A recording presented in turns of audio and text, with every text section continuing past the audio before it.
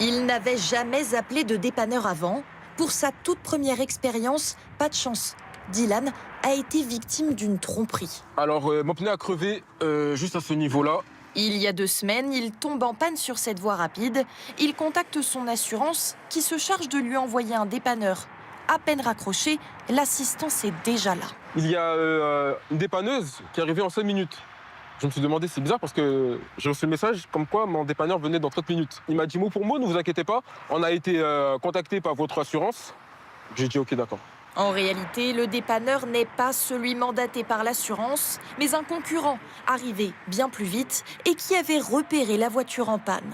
Dylan ne pense pas à vérifier son identité, mais une fois sa voiture remorquée, mauvaise surprise. Il m'a facturé la prise en charge et 282 €. Mon assurance m'a dit que c'était gratuit. C'est là que j'ai compris que c'était une arnaque. Dylan n'est pas la seule victime. Ce type de fraude se généralise. Certains leur donnent même un nom, les dépanneurs pirates, filmés ici par un professionnel mandaté. Mais qui voilà?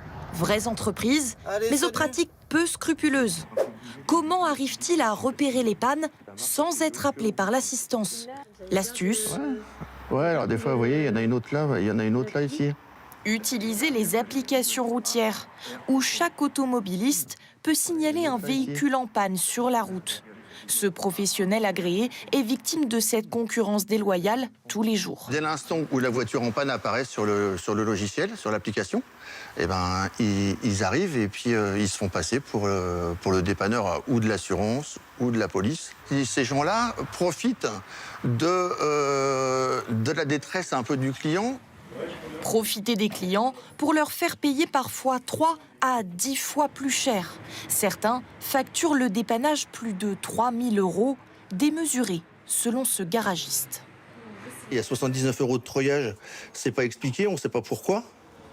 Manutention, on ne sait pas à quoi ça correspond. Si je vois ça, moi, en tant que professionnel, je vois ça, c'est qu'une facture qui est gonflée, en fait. C'est illégal et se faire passer pour un dépanneur envoyé par l'assurance est considéré comme une fraude. Mais attention, un dépanneur peut très bien vous proposer ses services hors assurance. S'il ne vous ment pas, c'est légal. Kevin l'a fait pendant 2 ans dans son ancien garage, habitué à ces pratiques.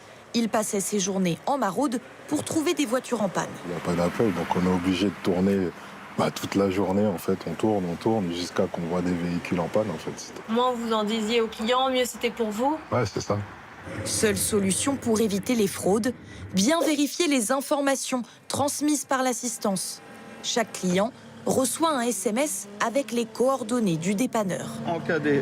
Donc, vous voyez, il a la référence de son dossier avec l'heure approximative d'intervention. En réalité, il y a juste à contrôler entre le nom dans leur SMS et le nom qu'il doit y avoir marqué sur le camion ou sur le dépanneur.